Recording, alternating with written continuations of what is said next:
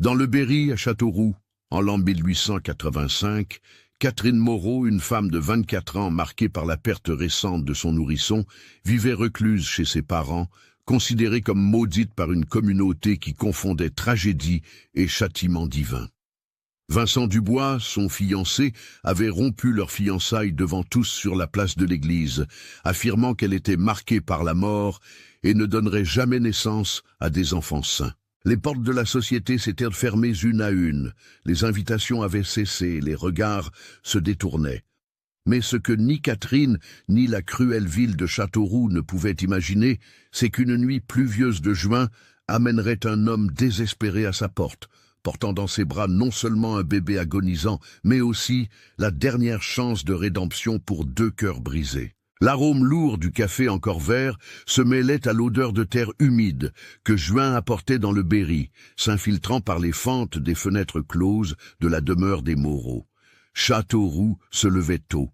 Comme toute ville dont la richesse naissait des plantations de café qui s'étendaient sur les collines en rangées interminables. Mais dans la petite propriété de la famille Moreau, au bord du chemin menant à l'église principale, le silence pesait comme un linceul sur les vivants. Catherine Moreau se levait toujours avant le soleil, non pas parce qu'elle avait des tâches urgentes, mais parce que le sommeil était devenu le territoire des cauchemars. Ses 24 ans semblaient porter le poids de décennies entières. Ses mains, autrefois agiles avec l'aiguille et le métier à broder qui lui valait éloge et commande de tout le village, tremblaient maintenant en tenant la tasse de café noir que sa mère, Madame Amélie, laissait sur la petite table de chevet. La chambre, jadis préparée avec tant d'amour pour accueillir le bébé, avec le berceau de pin clair que son père avait construit, les langes de coton brut brodées de petites fleurs, le châle de laine blanche qu'elle avait elle-même tricoté pendant les 9 mois d'attente, restait, porte toujours close, un mausolée au sein de leur propre maison. Catherine n'y était pas entrée depuis 3 mois, depuis ce matin de mars, où elle avait porté dans ses bras un paquet trop petit, trop silencieux, trop froid. Son corps portait encore les marques d'une maternité inachevée. Le lait qui insistait à jaillir, emplissant douloureusement ses seins à chaque aube, était comprimé par des bandeaux de lin serrés que Madame Amélie changeait 3 fois par jour, dans un rituel muet de douleur partagée. Le ventre qui s'était formé avec tant de fierté pendait maintenant flasque sous la chemise de nuit en coton épais, souvenir physique d'un rêve brisé.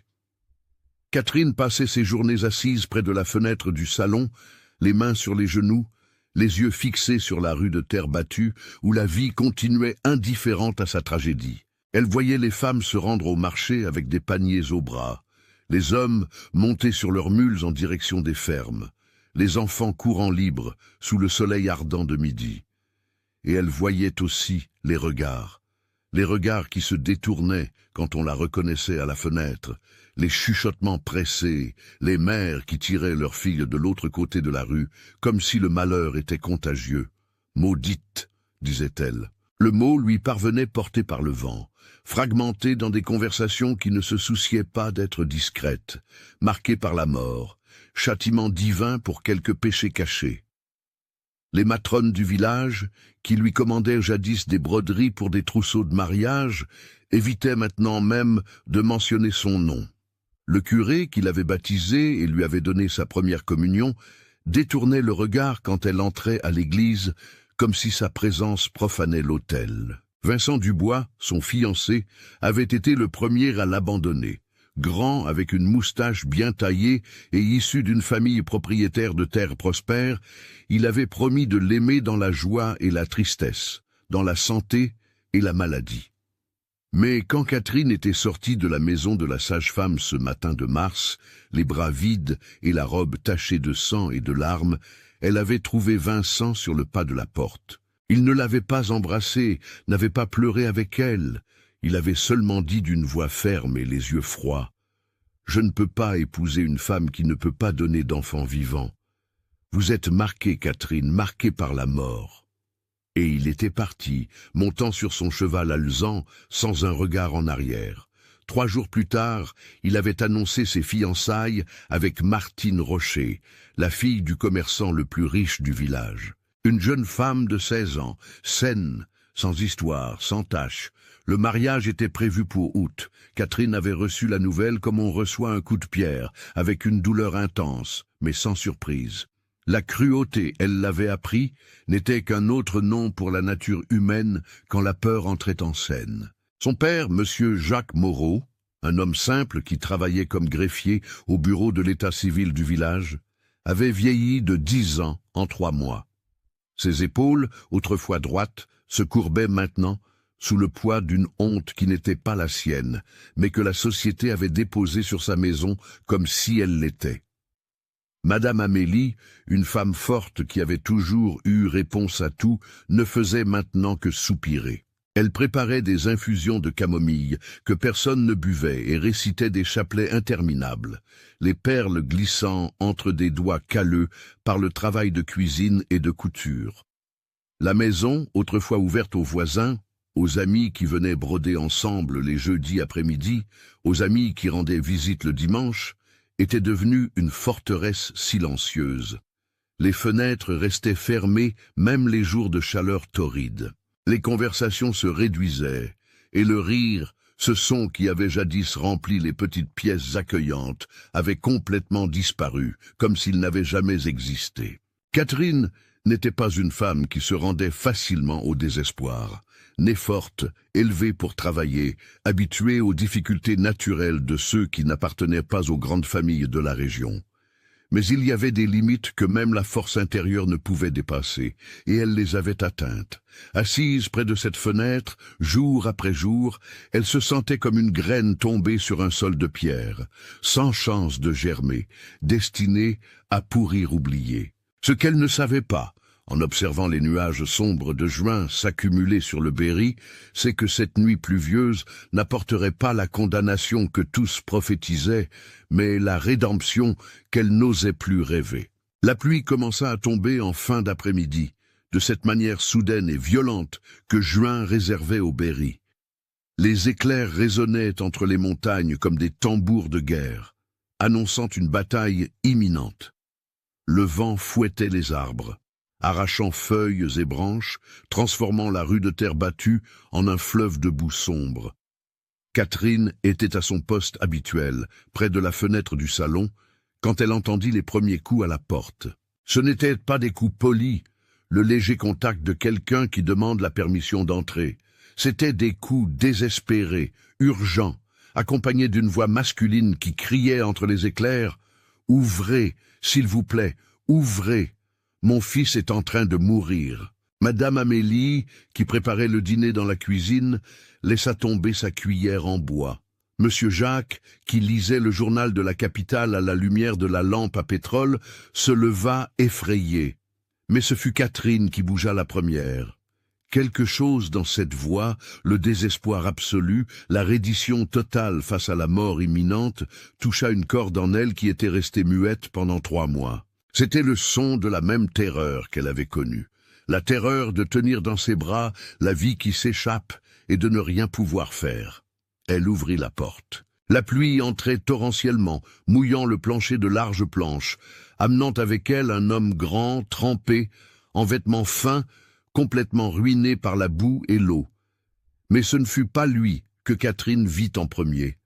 Ce fut le paquet qu'il serrait contre sa poitrine, protégé comme si c'était la dernière chose sacrée au monde.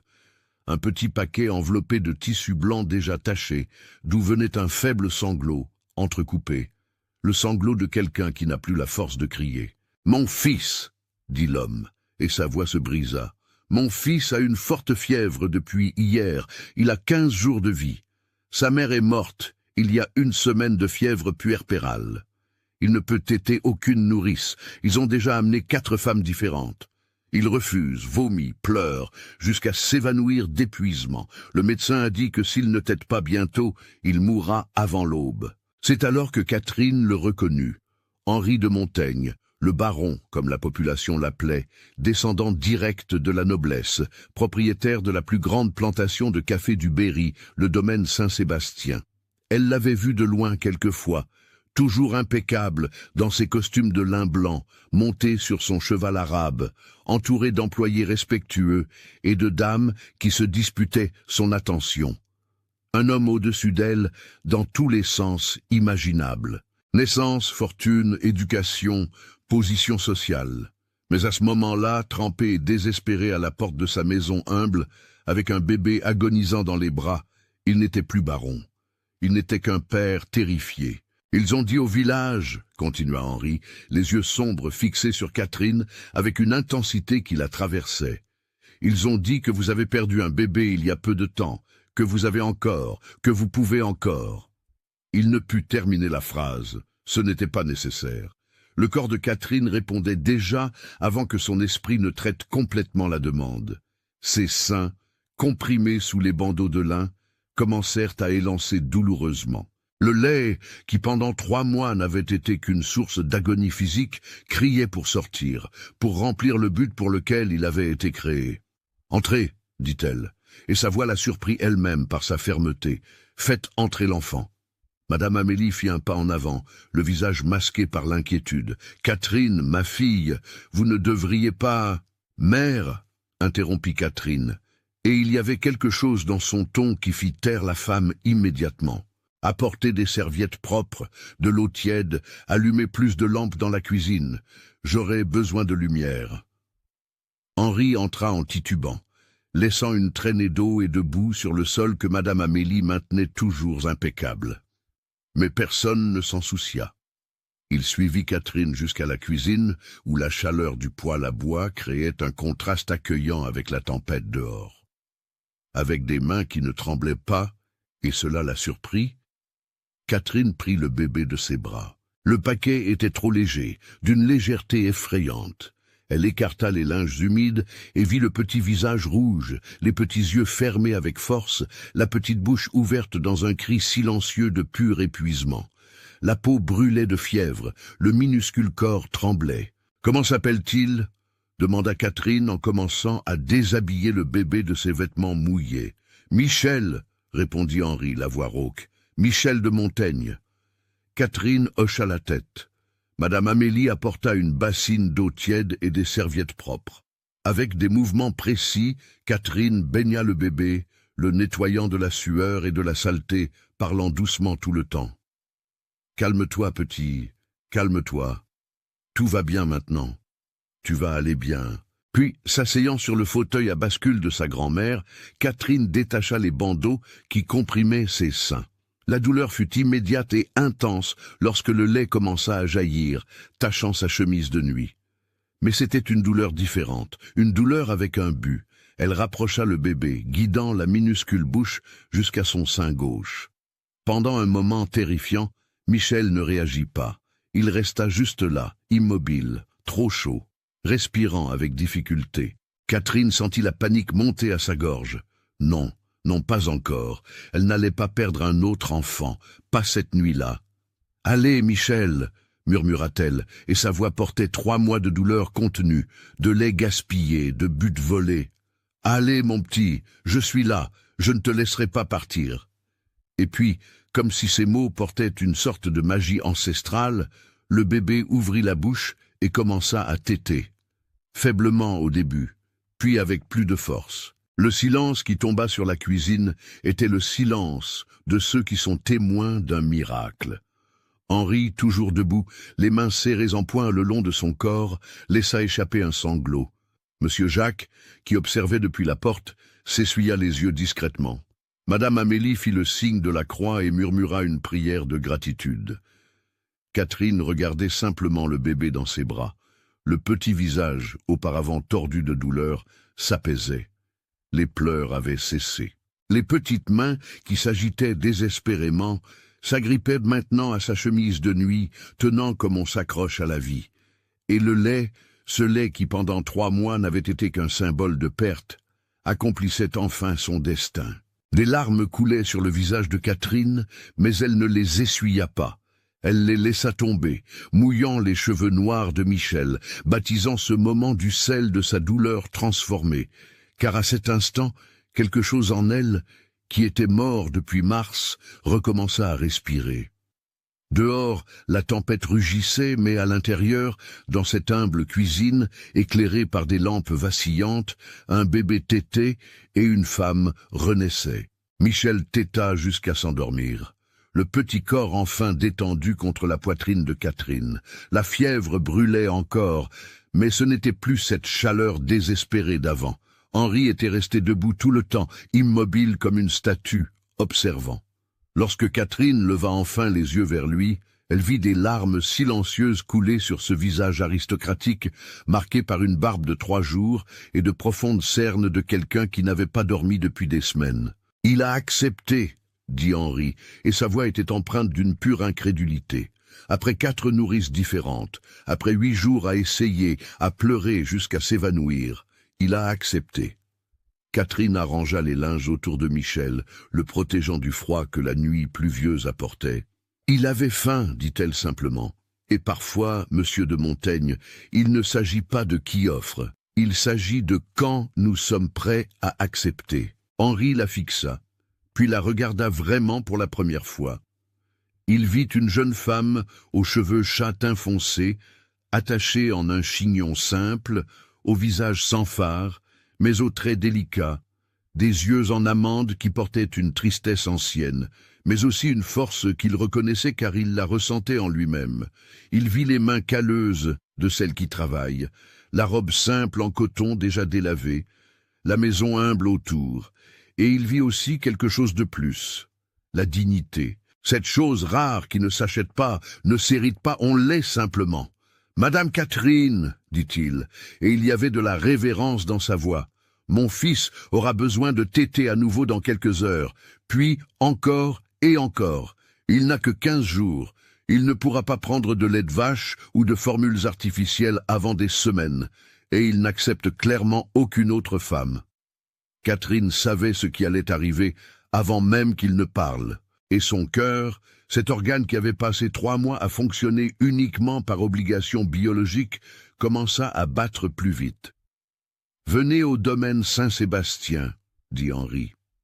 Et ce n'était pas un ordre, c'était une demande, la demande d'un homme qui comprenait parfaitement qu'il implorait la miséricorde. « Soyez la nourrice de Michel, vivez là-bas, prenez soin de lui, nourrissez-le. Je paierai n'importe quelle somme que vous fixerez. Votre famille aura tout ce dont elle a besoin, mais, s'il vous plaît, ne laissez pas mon fils mourir. » Le silence pesa. Madame Amélie et Monsieur Jacques échangèrent des regards. La société de Châteauroux la considérait déjà comme maudite. Mais si une femme célibataire, sans mariage, allait vivre dans le domaine d'un veuf récent, les langues acérées auraient du combustible pour des années de médisance. La réputation des Moreau, déjà entachée, serait complètement détruite. Mais Catherine regarda le bébé endormi dans ses bras, ce petit visage qui commençait à retrouver une couleur saine, ses petites mains qui s'accrochaient encore à sa chemise de nuit, et ressentit quelque chose qu'elle n'avait pas ressenti depuis des mois. Un but, une raison de se réveiller, un motif pour le lait que son corps insistait à produire. « J'y vais, dit-elle, et sa voix était ferme. « Catherine !» Madame Amélie fit un pas en avant. « Ma fille, pensez à ce qu'on dira de vous. Si vous allez vivre seule avec lui... »« Je ne serai pas seule, mère, » interrompit Catherine. « Je serai avec un enfant qui a besoin de moi, avec un bébé qui mourra si je n'y vais pas. » Elle regarda directement Henri. « Et j'y vais en toute conscience, car je sais exactement pourquoi j'y vais. Pour sauver une vie. Qu'ils disent ce qu'ils veulent. Ils le disent déjà depuis mars. » Henri ferma brièvement les yeux et quand il les rouvrit, il y avait quelque chose en eux qui n'était pas là avant. De la gratitude, oui, mais aussi du respect. Un respect qu'il avait rarement accordé à quiconque, encore moins à une femme de la classe ouvrière de Châteauroux. « Aujourd'hui même ?» demanda-t-il. « La pluie est forte, mais j'ai une voiture fermée. Je peux vous protéger. » Catherine regarda ses parents. Elle vit la peur dans les yeux de sa mère, mais aussi autre chose, la compréhension. Madame Amélie savait ce que c'était de porter du lait sans avoir de bébé à nourrir. Elle connaissait la douleur physique et émotionnelle que cela causait. Et peut-être, Juste peut-être, comprenait-elle que sa fille en avait plus besoin que cet enfant. « Va, ma fille, dit madame Amélie, la voix nouée, va faire ce pour quoi tu es née. » 1 heure plus tard, Catherine Moreau montait dans la voiture des Montaigne avec un petit baluchon de vêtements et un bébé endormi dans les bras. La pluie continuait sans relâche, transformant les routes en rivières de boue, mais à l'intérieur de la voiture, protégée par de lourds rideaux de velours, elle se sentait étrangement en sécurité. Henri chevauchait à l'extérieur, refusant d'entrer dans la voiture. « Ce serait inapproprié, » avait-il dit avant de monter. « Vous venez par nécessité, non par choix personnel. Votre réputation est déjà compromise par la cruauté des autres. Je ne l'aggraverai pas par ma négligence. » Et c'est ainsi, par cette nuit pluvieuse de juin 1885, que Catherine Moreau, la femme maudite de Châteauroux, franchit les portes de fer du domaine Saint-Sébastien, portant dans ses bras non seulement un bébé qui avait besoin d'elle, mais aussi la première étincelle d'espoir qu'elle ressentait depuis qu'elle avait enterré son propre fils 3 mois auparavant. Elle ne le savait pas encore, mais elle traversait aussi vers une vie complètement différente, vers un amour qui naîtrait de l'endroit le plus improbable, et vers un avenir qui transformerait non seulement son destin, mais le sens de la famille, de la maternité et de l'appartenance. Le domaine Saint-Sébastien se révéla à travers la pluie comme une apparition d'un autre monde. La voiture traversa une longue allée de palmiers royaux qui se courbaient sous le vent. Puis, elle passa devant d'immenses aires de séchage, où le café séchait les jours normaux, maintenant couvertes de bâches fixées avec des pierres. La grande maison apparut au loin, imposante construction de 2 étages en pierre et chaux, avec de larges vérandas soutenues par des colonnes, de hautes fenêtres avec des persiennes en bois noble, un toit de tuiles françaises qui brillait sous la pluie. Catherine sentit sa poitrine se serrer. Ce n'était pas seulement une ferme, c'était un empire en miniature. Combien d'esclaves auraient travaillé là avant l'abolition encore en discussion? Combien de vies avaient soutenu cette richesse? Et elle, fille de greffier, élevée dans une maison de 3 pièces, était sur le point d'entrer là, comme quoi exactement?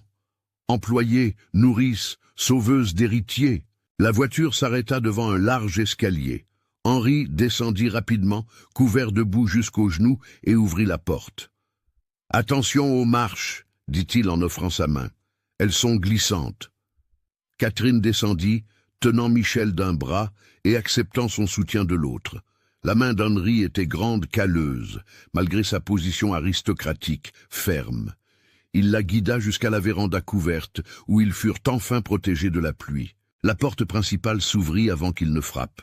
Une femme noire, d'âge moyen, les cheveux gris attachés en un chignon, une robe sombre et un tablier d'une blancheur immaculée, écarquilla les yeux en voyant Henri trempé et la femme inconnue avec le bébé dans les bras.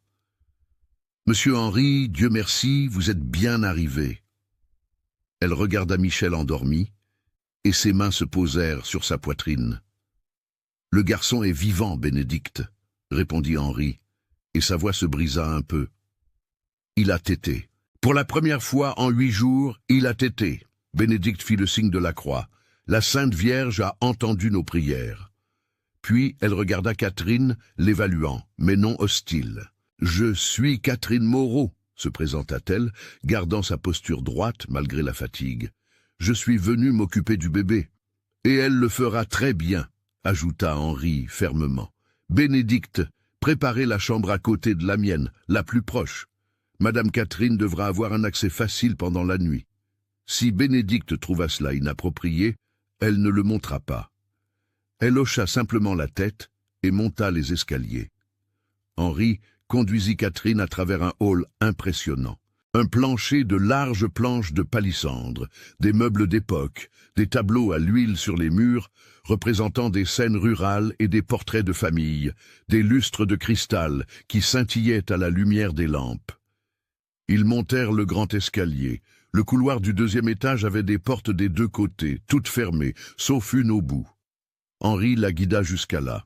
La chambre qu'ils trouvèrent était spacieuse, avec un lit à baldaquin, une armoire en bois noble, une coiffeuse avec un miroir ovale, des chaises rembourrées et, à la surprise de Catherine, une immense fenêtre avec vue sur les plantations de café, invisible maintenant dans l'obscurité de la nuit pluvieuse, mais certainement magnifique sous le soleil. « Cette chambre appartenait à ma sœur, » dit Henri. « Elle s'est mariée il y a 5 ans et vit à Paris. Elle ne vient pas ici souvent, elle est à vous maintenant. » Catherine voulut dire que c'était trop, qu'elle n'avait pas besoin de temps, qu'une chambre de femme de chambre suffirait.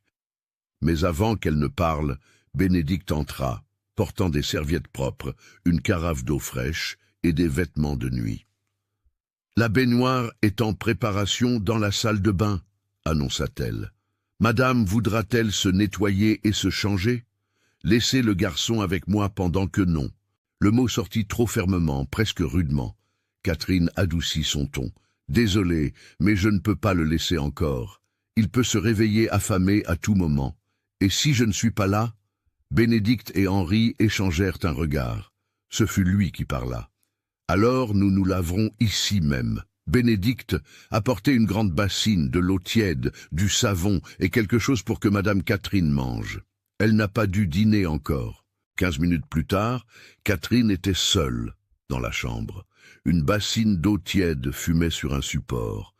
Il y avait une chemise de nuit propre, en coton fin sur le lit, certainement de l'ancienne propriétaire de la chambre, car elle était d'une qualité bien supérieure à tout ce que Catherine n'avait jamais possédé. Et un plateau avec du pain frais, du fromage, des tranches de jambon, de la pâte de coin et du café chaud sur la petite table. Michel dormait dans un berceau improvisé, fait de coussins et d'oreillers disposés sur le lit, entouré pour qu'il ne roule pas. Catherine se baigna rapidement, le corps endolori par la tension des dernières heures, les seins encore sensibles, mais soulagés après la tétée. Elle enfila la chemise de nuit, qui sentait la lavande, et avait de délicates broderies au col, et s'assit pour manger. La nourriture était délicieuse, mais elle parvenait à peine à en sentir le goût. Son esprit traitait encore tout ce qui s'était passé. Quelques heures auparavant, elle était à cette fenêtre sans but, sans avenir. Maintenant, elle était dans un domaine qui ressemblait à un palais, dans une chambre plus grande que le salon de sa maison, responsable de maintenir en vie l'héritier d'une des familles les plus riches du Berry. Et, étrangement, pour la première fois en 3 mois, elle sentait qu'elle était là où elle devait être. Les premiers jours furent un ajustement prudent. Michel se réveillait toutes les 3 heures, réclamant de la nourriture, et Catherine y répondait toujours promptement. Henri frappait à la porte avant chaque tétée, demandait si elle avait besoin de quelque chose, remerciait d'une voix nouée et se retirait. Ils échangeaient peu de mots. Il était visiblement épuisé, non seulement physiquement, mais émotionnellement. Catherine apprit par Bénédicte que son épouse, Julie, était morte il y a seulement 2 semaines. Fièvre puerpérale, raconta la gouvernante en changeant les draps du berceau le lendemain matin. Elle a commencé 3 jours après l'accouchement. Fièvre, frissons, douleur, le médecin a tout essayé, elle a tenu 5 jours. Elle n'a même pas pu tenir le garçon correctement. Elle n'avait pas de lait. Monsieur Henri est anéanti. Ils étaient mariés depuis seulement 1 an. L'information frappa Catherine comme un coup de poing dans l'estomac. 1 an. Julie n'avait eu qu'1 an de mariage avant de mourir en donnant la vie. Et Henri, à 32 ans, avait perdu sa femme et failli perdre son fils. Il n'était pas étonnant qu'il marche dans la maison comme un fantôme. Le visage toujours grave, les épaules courbées sous un poids invisible. Le 3e jour, Michel montra une nette amélioration. La fièvre avait complètement disparu. Il tétait avec vigueur. Ses petits yeux commençaient à s'ouvrir et à se fixer sur les visages autour de lui. Ses petites mains ne tremblaient plus de faiblesse. Catherine lui chantonnait des berceuses que sa mère lui avait apprises pendant qu'elle l'allaitait, et elle réalisa qu'elle ne faisait pas seulement nourrir ce bébé. Elle se soignait aussi. Henri commença à rester plus longtemps dans la chambre pendant les tétées. Il s'asseyait dans le fauteuil près de la fenêtre, observant en silence. Au début, Catherine était tendue, mal à l'aise avec ce regard fixe, mais elle réalisa progressivement qu'il ne l'observait pas avec malice ou désir. Il observait avec gratitude, avec quelque chose d'approchant la révérence. « Il va beaucoup mieux », dit Henri le 5e jour, brisant enfin l'un des longs silences. Les cernes ont diminué. Sa peau est saine. Il est vivant. « Oui », acquiesça Catherine, arrangeant Michel, qui venait de téter et bâillait maintenant, somnolent. « Et il restera ainsi. »« Comment le savez-vous » Elle leva les yeux vers lui. « Parce que je ne permettrai rien d'autre. » Quelque chose changea sur le visage d'Henri. Une tension qu'il portait, peut-être depuis que sa femme était tombée malade, peut-être même avant, commença à se défaire. « Vous avez perdu un enfant ?» dit-il, et ce n'était pas une question. Catherine sentit l'air lui manquer momentanément. Elle respira profondément. « Oui, il y a 3 mois. Il est né avec le cordon ombilical enroulé autour du cou. Il est mort dans les premières minutes de sa vie. Il n'a même pas pleuré. Je suis désolé. Moi aussi. » Elle regarda Michel. « Mais peut-être est-il mort parce qu'il y avait un autre bébé qui aurait besoin de moi. Peut-être que tout a un but, même quand nous ne pouvons pas le voir. » Henri ferma brièvement les yeux, comme si ces mots avaient touché quelque chose de profond. « Julie ne voulait pas tomber enceinte tout de suite, » confessa-t-il, la voix basse et chargée de culpabilité. « Les médecins disaient qu'elle avait des problèmes cardiaques, qu'une grossesse serait risquée, mais j'ai insisté. Je voulais un héritier, je voulais un enfant, et maintenant elle est morte par ma faute. » Catherine ne répondit pas immédiatement. Elle plaça Michel dans le berceau, s'assurant qu'il était confortable, et seulement alors se tourna vers Henri. « Vous n'avez pas tué votre femme, » dit-elle avec fermeté. « La fièvre puerpérale tue des femmes fortes et en bonne santé. Elle tue aussi des princesses et des paysannes. C'est une tragédie, pas un meurtre, et porter la culpabilité ne la ramènera pas, tout comme ma culpabilité n'a pas ramené mon fils. Vous vous sentez coupable ?» demanda Henri, surpris. « De ce qui est arrivé à votre bébé ?» Je me sentais coupable. Je me posais toutes les questions. Qu'ai-je mangé pendant la grossesse? Ai-je trop travaillé? Ai-je monté les escaliers trop vite? Dieu me punissait-il pour un péché que je ne savais même pas avoir commis? Elle fit une pause. Mais la culpabilité sans fondement n'est qu'un autre nom pour le martyr, et les martyrs ne peuvent pas prendre soin des vivants. Henri la fixa longuement, puis, pour la première fois depuis que Catherine était arrivée dans cette maison, il sourit. Ce n'était pas un grand sourire, ni particulièrement joyeux, mais il était sincère. « Vous êtes sage, Madame Catherine. »« Non, j'ai simplement assez souffert pour savoir que la souffrance sans but ne sauve personne. » Cette conversation marqua un changement. À partir de ce moment-là, Henri commença à rester plus longtemps dans la chambre, non seulement pendant les tétés, mais aussi après. Il parlait de petites choses au début, le temps, les plantations de café, la gestion du domaine, puis de choses plus importantes, leur famille, leurs histoires, leurs peines. Catherine découvrit qu'Henri avait hérité du domaine à 25 ans, lorsque ses parents étaient morts de la fièvre jaune à quelques mois d'intervalle, qu'il avait étudié à Bordeaux, mais ne s'était jamais senti entièrement français, malgré sa noble lignée, qu'il aimait cette terre avec une passion qui frôlait l'obsession, qu'il travaillait aux côtés des employés dans les champs, refusant d'être un simple administrateur distant. Henri découvrit que Catherine avait appris à lire et à écrire avec son père, chose rare pour les femmes de sa classe, qu'elle lisait tout ce qui lui tombait sous la main. De vieux journaux, des livres empruntés, des feuilletons qu'elle obtenait d'amis, qu'elle rêvait de voyager à Paris un jour, de connaître la mer, qu'elle avait des mains habiles pour toutes sortes d'artisanats, mais que son véritable talent était avec les plantes médicinales qu'elle avait apprises de sa grand-mère. Le rapprochement se fit progressivement, comme une source qui trouve son chemin à travers les pierres, lentement mais inévitablement. La 6e semaine, Michel était déjà fort et en bonne santé, ses petits yeux vifs suivant les mouvements, ses petites mains agrippant les doigts avec une force surprenante. C'était un dimanche matin, et Catherine était sur la véranda de la chambre, essayant d'ouvrir la fenêtre bloquée. Le bois avait gonflé avec les pluies de juillet et ne cédait pas. « Laissez-moi vous aider », proposa Henri, qui passait par le couloir. Il entra dans la chambre, toujours accompagné de Bénédicte, qui changeait les draps, gardant les convenances, et se plaça à côté de Catherine, près de la fenêtre. Il dut se courber un peu pour atteindre le loquet supérieur. Catherine tenta de s'écarter, de lui donner de l'espace, mais il dit « Tenez ici en bas. Quand je tirerai le loquet, poussez vers l'extérieur. » Elle obéit. Ils se tenaient côte à côte, les bras tendus vers la fenêtre. Henri tira le loquet avec force. Catherine poussa. La fenêtre s'ouvrit soudainement, et l'élan les fit tous deux perdre l'équilibre. La main d'Henri attrapa instinctivement la taille de Catherine pour l'empêcher de tomber. Sa main, à elle, se posa sur sa poitrine, cherchant un appui.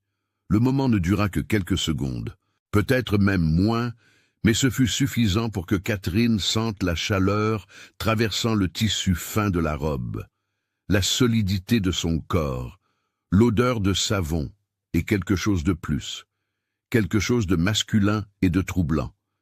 Suffisant pour qu'Henri sente la délicatesse de sa taille sous sa main, perçoive comment elle s'ajustait parfaitement contre son corps, remarque le léger parfum de lavande dans ses cheveux.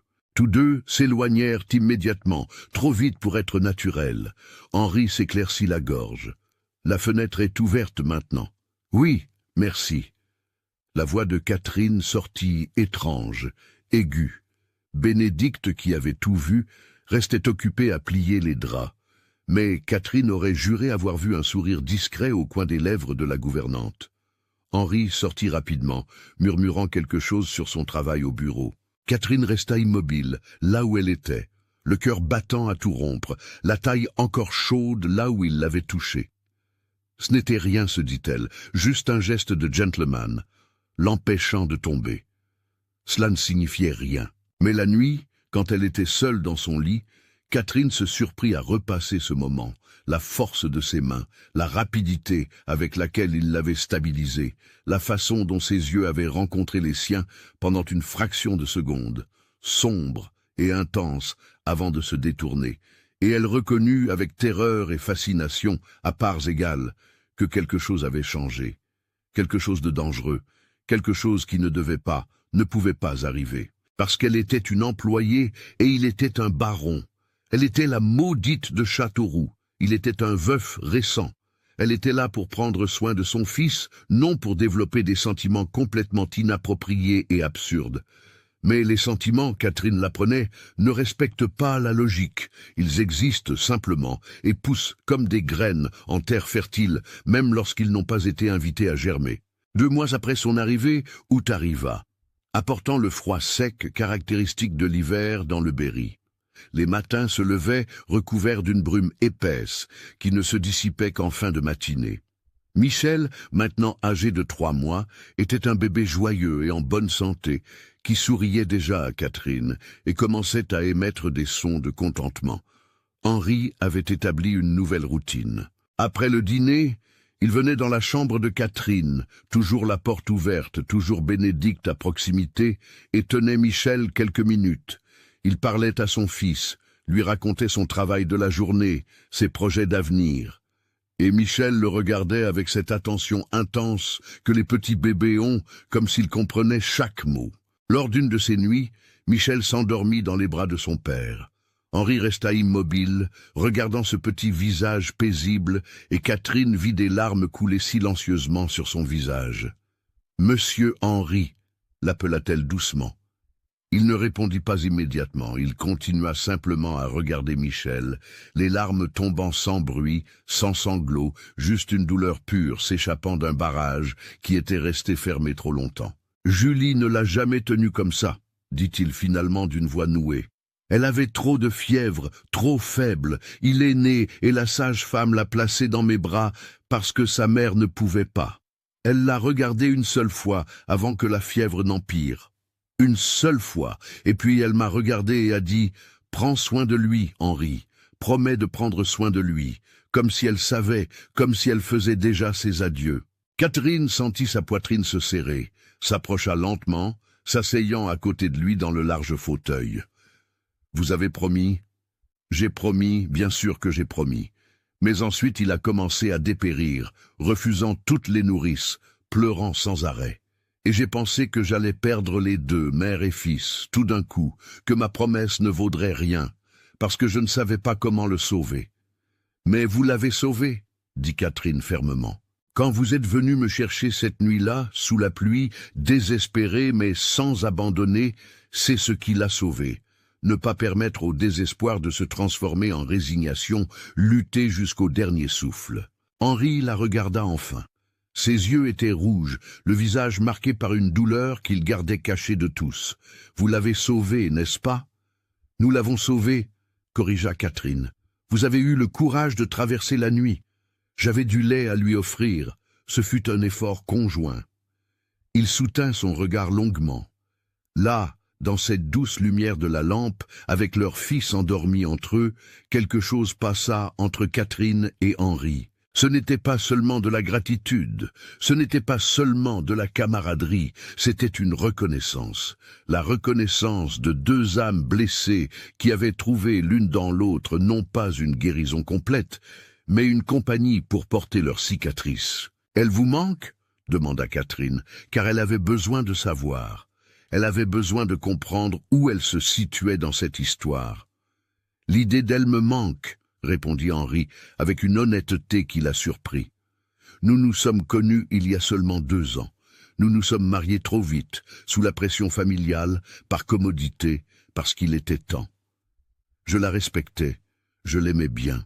Mais le véritable amour, celui qui, dit-on, transcende tout, je ne sais pas si nous avons eu le temps de le construire. Et cela me remplit de culpabilité aussi, car elle est morte en me donnant un enfant, et je ne sais pas si je l'aimais comme je l'aurais dû. » La crue honnêteté de cette confession coupa le souffle à Catherine. Les hommes de sa classe ne parlaient pas ainsi, n'admettaient pas de doute, ne révélaient pas de faiblesse, mais Henri était là, dévêtu de tout masque social, juste humain, juste fragile. « L'amour se construit, » dit-elle doucement. « Il ne n'est pas tout prêt.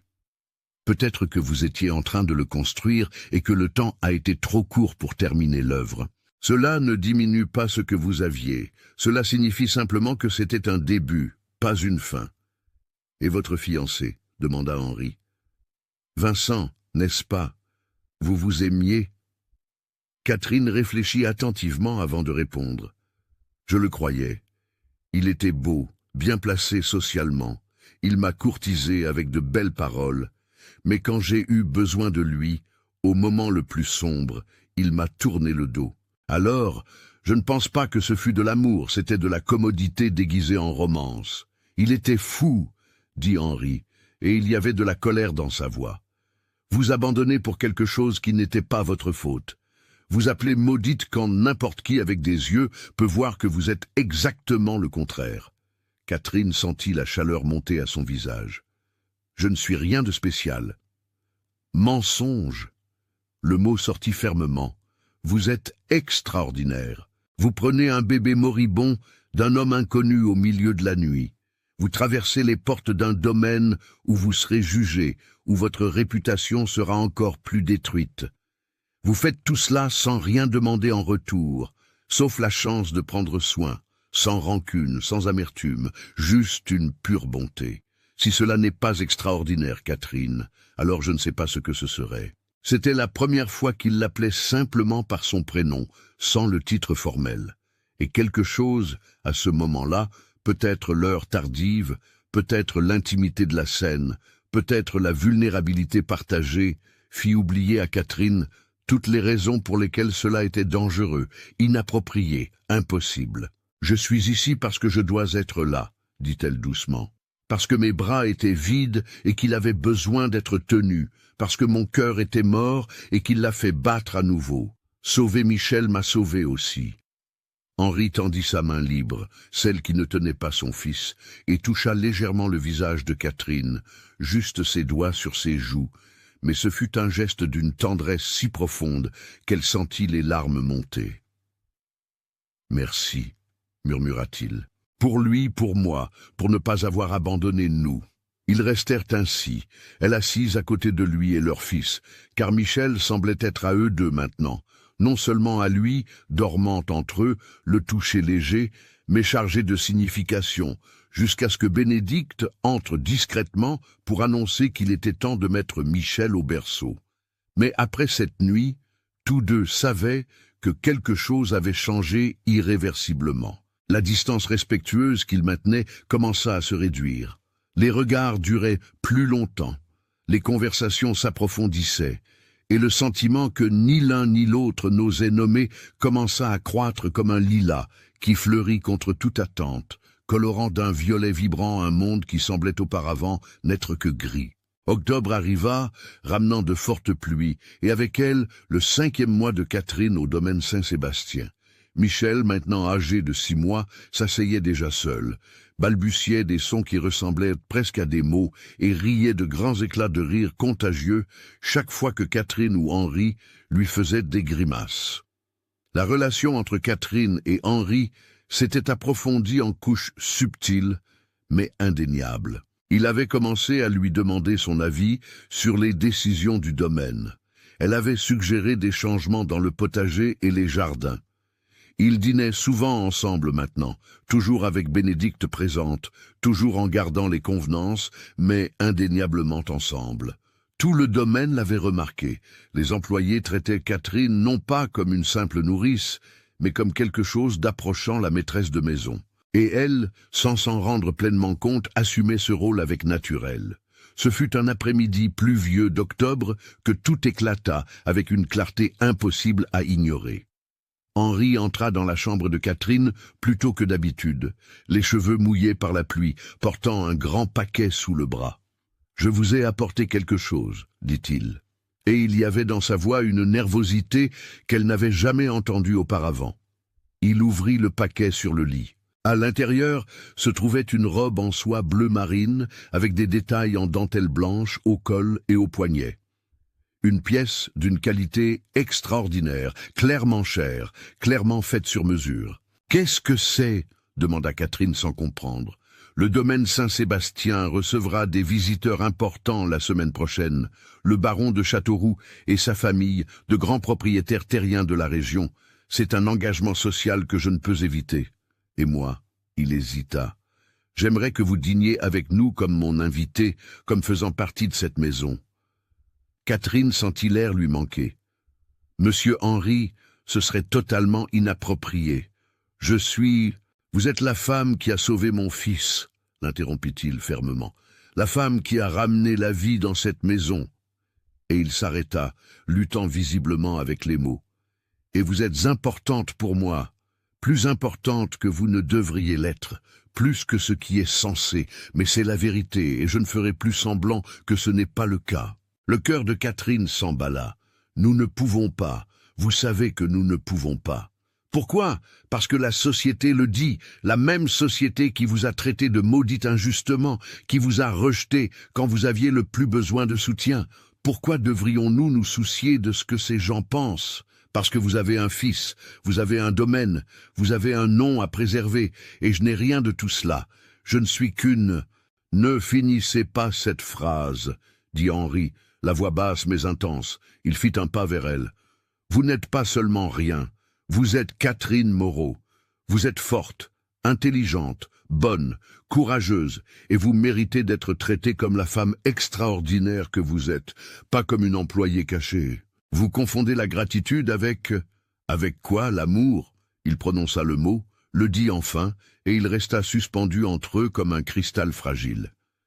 Parce que si c'est ce que je confonds, Catherine, alors je suis heureux de la confusion. Parce que je me réveille en pensant à vous. Je passe la journée à attendre le moment où je pourrai vous revoir. Je m'endors en imaginant que vous êtes là dans la chambre d'à côté et en souhaitant qu'il n'y ait pas de mur entre nous. Et je sais que c'est de la folie, je sais que c'est trop rapide, je sais que Julie est morte il y a seulement 5 mois, mais le cœur ne respecte pas les calendriers sociaux. Catherine tremblait. Toute sa fibre rationnelle criait que c'était impossible, mais tout son cœur, ce cœur qui avait été mort et qui battait maintenant vif et chaud, criait la vérité opposée. « Moi aussi », murmura-t-elle, Et ce furent les mots les plus effrayants qu'elle ait jamais prononcés. Je me réveille, et la première chose à laquelle je pense est si Michel est déjà réveillé, mais la seconde est si je vais vous voir, si nous allons parler, si nous allons... Elle s'arrêta, rougissant. C'est mal, c'est inapproprié, mais c'est vrai. Henri réduisit la distance entre eux, ne la toucha pas encore, mais resta suffisamment près pour qu'elle sente sa chaleur, voie chaque détail de ce visage qu'elle avait étudié en secret pendant des mois. « Portez la robe au dîner, dit-il. Asseyez-vous à table non pas comme une employée, mais comme une femme de cette maison. Laissez-les voir ce que je vois. Une dignité qui ne peut s'acheter, une force qui ne peut s'hériter, et une beauté qui vient de l'intérieur. Et après, lui demanda-t-elle, car elle avait besoin de savoir. Après le dîner, après les visites, après que la société aura vu une nourrice assise à la table du baron, que se passera-t-il alors? Alors, dit Henri, et sa voix portait une promesse et une peur à parts égales. Nous le découvrirons ensemble, car je ne connais pas toutes les étapes, Catherine. Je ne sais pas comment nous surmonterons tous les obstacles, mais je sais que je veux essayer, que je vous veux ici, non pas comme une employée, comme... Il hésita, puis opta pour la vérité crue. Comme une compagne, comme quelqu'un à mes côtés, comme la mère de Michel, et si Dieu le permet, comme quelque chose de plus. Catherine ferma les yeux, luttant entre une peur paralysante et une espérance accablante. Quand elle les rouvrit, elle avait pris une décision. « Je porterai la robe, » dit-elle. « Je m'assiérai à votre table et j'affronterai les regards jugeurs et les chuchotements malveillants. Mais je le fais les yeux ouverts, Henri. Je le fais par choix, car si je dois être jugé de toute façon, que ce soit pour quelque chose de vrai, non pour des fantaisies qu'ils inventent sur moi. » Henri sourit alors, et ce fut un sourire vrai, large, qui transforma tout son visage. Il fit quelque chose qu'il n'avait pas encore fait. Il prit sa main, la porta à ses lèvres, embrassa le dos de ses doigts, avec une révérence qui fit monter les larmes aux yeux de Catherine. « Merci, dit-il, de croire en moi, de croire en nous. » Mais tandis qu'il sortait, laissant la robe bleue sur le lit comme une promesse et un défi à la fois, aucun des deux ne savait que des forces bien plus dangereuses que les commérages sociaux étaient sur le point de se lever contre eux. Des forces qui considéraient leur amour non seulement inapproprié, mais une menace directe à des intérêts bien plus grands que les sentiments. La robe bleu marine tombait parfaitement sur le corps de Catherine. Bénédicte l'avait aidé à attacher ses cheveux en un élégant chignon, laissant quelques boucles encadrer son visage. Quand elle se regarda dans le miroir, Catherine se reconnut à peine. Elle ne ressemblait plus à la veuve en deuil auto-imposé. Elle ressemblait à une femme, juste une femme. Le dîner était prévu pour 19 heures. Henri l'attendait au bas de l'escalier, impeccable dans son costume sombre, cravate de soie, cheveux peignés en arrière. Quand il la vit descendre les marches, son expression valait 1000 mots, émerveillement, fierté et quelque chose de plus profond qui fit le cœur de Catherine sursauter. « Vous êtes éblouissante, » dit-il en lui offrant son bras. La salle à manger était impressionnante. Une longue table en palissandre pour 12 personnes, des cristaux scintillants, de l'argenterie ancienne, des bougies dans des chandeliers en argent et, assis autour, les invités. Le baron de Châteauroux et son épouse, la baronne Eugénie, femme de 50 ans, avec des yeux d'aigle et une posture qui criait le jugement. 2 autres propriétaires terriens avec leurs épouses et, à l'horreur de Catherine, Vincent Dubois avec sa nouvelle épouse, Martine. Le silence qui tomba quand Catherine entra fut lourd comme du plomb. « Permettez-moi de vous présenter, » dit Henri d'une voix ferme et claire, « Madame Catherine Moreau, qui a été une bénédiction pour cette maison et la salvation de mon fils Michel. »« Nourrice, » dit la baronne, et le ton transformait la profession honorable en insulte. « Il est intéressant que vous fassiez asseoir une employée à table, monsieur de Montaigne. »« Invité, » corrigea Henri froidement. « Comme vous tous. » Vincent s'éclaircit la gorge, mal à l'aise. Martine, trop jeune pour comprendre tous les courants souterrains, ne faisait que regarder curieusement. Les autres échangeaient des regards significatifs. Le dîner fut une torture raffinée. Chaque plat était servi à la perfection, mais chaque bouchée semblait une pierre dans la gorge de Catherine. Les questions venaient déguisées en politesse. « Et comment va votre famille, Madame Catherine? Toujours dans la même humble maison? Cela doit être intéressant de vivre dans un si grand domaine, très différent de vos origines, j'imagine. Le bébé tète encore à 6 mois? C'est prolongé. » Henri répondait avec une froideur croissante, mais Catherine savait qu'elle ne pouvait pas le laisser lutter seule. Lorsque la baronne demanda avec un venin à peine dissimulé « Et quand comptez-vous rentrer chez vous, ma chère? Michel n'a certainement plus autant besoin de vous. » Catherine répondit d'une voix claire et ferme « Je resterai aussi longtemps que nécessaire. Et le besoin, madame la baronne, ne se mesure pas seulement au lait. Il se mesure à l'amour, au dévouement et à la volonté de placer le bien-être d'un enfant au-dessus des conventions sociales vides. » Le silence qui s'ensuivit fut absolu. La baronne devint rouge. Vincent laissa tomber sa fourchette. Henri, assis en bout de table, souriait ouvertement. « Bien dit », commenta-t-il, levant sa coupe. « La vérité dite avec courage. » Personne d'autre ne trinqua. Le dîner se termina dans une atmosphère glaciale. Quand les invités partirent, Catherine entendit parfaitement la baronne dire à son mari « Scandale absolu, un baron et une... Cette femme, sous le même toit avec un bébé de quelques mois, c'est obscène. » 2 semaines après le dîner désastreux, Henri entra dans la chambre de Catherine avec une expression qu'elle avait appris à identifier. De sérieux problèmes. « Ma belle-mère revient de Bordeaux, » annonça-t-il sans détour. « Violette de Montaigne, la mère de Julie. Elle a embarqué il y a 3 semaines. Elle devrait arriver dans 10 jours. » Catherine sentit son estomac se nouer. Elle sait pour moi, probablement. Les nouvelles voyagent vite, mais même si elle ne le savait pas, elle viendrait prendre sa place de matriarche de la famille, comme elle le dira certainement. Violette est compliquée, dominatrice. Elle croit que la fortune des Montaigne doit rester dans la pure lignée. C'est elle qui a pratiquement forcé mon mariage avec Julie. Vous ne l'aimiez pas, réalisa Catherine. Vous vous êtes marié par pression, par devoir, par attente familiale. Et regardez où cela a mené. Henri passa la main dans ses cheveux frustrés. Violette exigera que vous soyez renvoyé. Elle apportera des plans pour me marier à nouveau, probablement avec une cousine éloignée de Bordeaux, et elle fera de votre vie un enfer si vous le permettez. Alors, peut-être devrais-je partir, dit Catherine, même si l'idée la déchirait, avant que cela ne cause plus de problème. Non, le mot sortit comme un ordre. Ne fuyez pas, Catherine, pas maintenant. Pas quand nous avons enfin trouvé quelque chose de réel. Le réel ne paie pas les factures. Le réel ne protège pas la réputation. Le réel n'empêche pas la société de nous détruire. Peut-être pas, mais le réel est tout ce que nous avons, et je n'abandonnerai pas cela sans me battre. 10 jours plus tard, Violette de Montaigne franchit les portes du domaine Saint-Sébastien comme une tempête. Grande, mince, vêtue de noir absolu de deuil. Elle portait une autorité qui venait de décennies à commander des gens. Son visage était dur, ses yeux clairs, froids comme la glace de janvier. La première chose qu'elle fit fut d'exiger une réunion avec Henri. La seconde fut d'ordonner que Catherine lui soit présentée. La troisième fut de prononcer la sentence. Cette femme quitte cette maison aujourd'hui. Non, demain.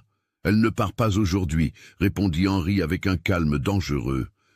Comment osez-vous me contredire? Je suis la matriarche de cette famille. C'est la maison de ma fille morte. C'est ma maison, corrigea Henri, et Catherine reste. Elle est nourrice, une employée, et, d'après ce que j'ai entendu, bien plus qu'elle ne devrait l'être. Les rumeurs ont déjà atteint Bordeaux. Savez-vous que le baron de Châteauroux entretient une relation inappropriée avec une employée alors que le corps de son épouse est à peine froid? Julie est morte il y a 5 mois, dit Henri d'une voix dangereusement basse. Et Catherine n'est pas une relation inappropriée, c'est la femme qui a sauvé votre petit-fils quand il était en train de mourir, ce qu'aucune des nourrices choisies par vous n'a réussi à faire. Violette se tourna vers Catherine, qui observait tout en silence, Michel dans ses bras. « Combien voulez-vous pour partir? Dites le prix. 10 000 francs? 20 000 ? Combien coûte votre dignité? Catherine sentit la colère monter, chaude et rapide. Ma dignité n'est pas à vendre, madame, contrairement à la vôtre, apparemment, puisque vous essayez d'acheter mon départ comme si j'étais du bétail sur le marché. Violette devint livide. Comment osez-vous me parler ainsi? Comment osez-vous me traiter comme si je n'étais pas une personne, comme si je n'avais pas donné des mois de ma vie à prendre soin de votre petit-fils, comme si ma seule valeur était monétaire? Catherine fit un pas en avant. « Soyez tranquille, madame. Je ne veux pas de votre famille, je ne veux pas de vos titres, je ne veux pas de votre fortune.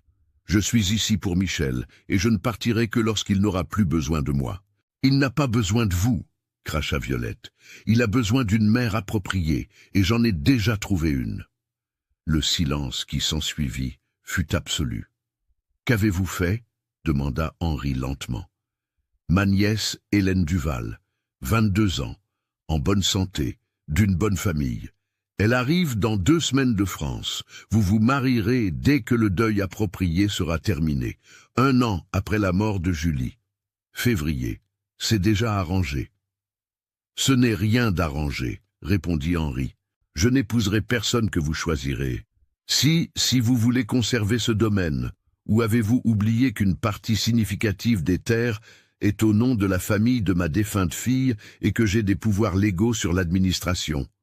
Je peux vous rendre la vie très difficile, Henri, ou je peux tout faciliter. Il suffit d'être sensé. » C'était du chantage, pur et simple.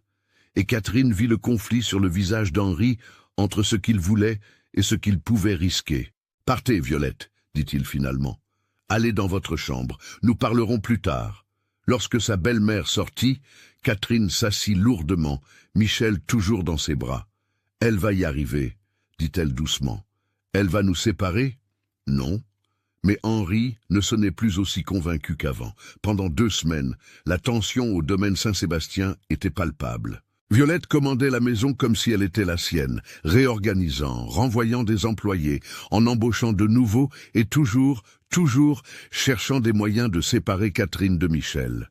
« Le garçon est trop grand pour téter, » disait-elle. « Il est temps de le sevrer.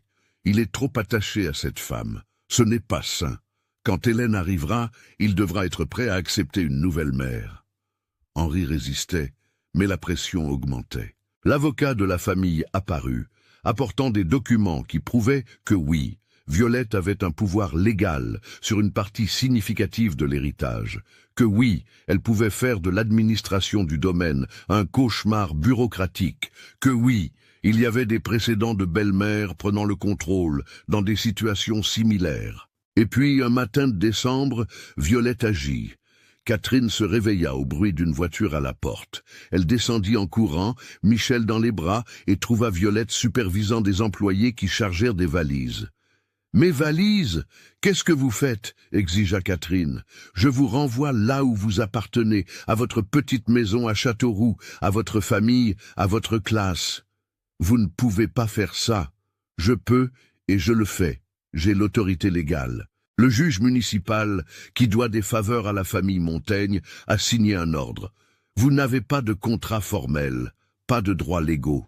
Vous êtes une employée, et les employés peuvent être renvoyés. « Henri !» cria Catherine désespérée. Il apparut en courant du bureau, le visage pâle. « Mère, qu'est-ce que vous faites ?»« Ce que j'aurais dû faire depuis le début. Protéger cette famille, protéger mon petit-fils des influences inappropriées. » Catherine n'est pas une influence inappropriée. Elle est une nourrice qui a rempli son rôle. Michel a déjà 8 mois. Il peut prendre du lait de vache, des bouillies. Il n'a plus besoin d'elle. « J'ai besoin d'elle, » dit Henri, et il y avait du désespoir dans sa voix. « Vous avez besoin d'une épouse appropriée. Et Hélène arrive la semaine prochaine. Tout est déjà arrangé. Le mariage aura lieu en février. Le domaine restera stable. Et cette femme ?» Elle désigna Catherine avec dédain. « Elle retournera à l'obscurité d'où elle n'aurait jamais dû sortir. » Catherine regarda Henri, vit l'amour dans ses yeux, mais vit aussi l'impuissance, et réalisa avec une douleur déchirante que peut-être l'amour n'était pas suffisant contre des forces aussi puissantes. « Ne le prenez pas, Michel !» implora-t-elle, les larmes coulant. « S'il vous plaît, laissez-moi faire mes adieux. » « Vous avez déjà fait vos adieux, » dit Violette froidement. « Garde, mettez-la dans la voiture. » Deux grands hommes s'avancèrent. Henri fit un pas en avant, mais Violette dit « Si vous intervenez, je retire tout soutien financier. Le domaine s'effondrera. Des centaines de familles qui dépendent de vous se retrouveront sans emploi. Réfléchissez bien. » C'était du chantage. C'était cruel. C'était injuste, mais c'était efficace. Catherine regarda Michel dans ses bras, ce petit visage qu'elle avait appris à aimer plus que sa propre vie. Elle embrassa son front, murmura « Maman t'aime, t'aimera toujours, n'oublie jamais. » Et puis, avec une douleur qui déchirait son âme en morceaux, elle remit le bébé à Bénédicte, qui pleurait ouvertement, et se laissa conduire à la voiture. La dernière chose qu'elle vit fut Henri, immobile comme une statue, les poings serrés, les larmes coulant, luttant entre l'amour et le devoir, entre le cœur et la responsabilité. Et puis les portes de fer du domaine Saint-Sébastien se refermèrent derrière elle, et Catherine Moreau, pour la deuxième fois en moins d'un an, perdit tout. Catherine passa 3 jours enfermée dans sa chambre à Châteauroux, refusant de manger, pleurant jusqu'à ne plus avoir de larmes. Madame Amélie tentait de la consoler, mais quels mots pouvaient apaiser la douleur de perdre un enfant pour la deuxième fois, car c'était ce qu'était devenu Michel, son fils non par le sang mais par le choix, l'amour, le dévouement. Le 4e jour, Bénédicte apparut à la porte des Moreau. « Michel est malade !» annonça-t-elle sans préambule, le visage marqué par une profonde inquiétude. « Il a arrêté de manger, pleure sans arrêt, a de nouveau de la fièvre. Ils ont amené 3 nourrices différentes. Il les refuse toutes, comme il y a 8 mois. Il est en train de mourir, Catherine. Il est en train de s'éteindre. » Catherine se leva du lit, encore faible, encore brisée, mais avec une clarté soudaine, traversant le brouillard de la douleur. Henri le sait? Il sait, il est désespéré. Violette dit que c'est un caprice d'enfant qui passera, mais ce ne sera pas le cas. Je sais que ce ne sera pas le cas.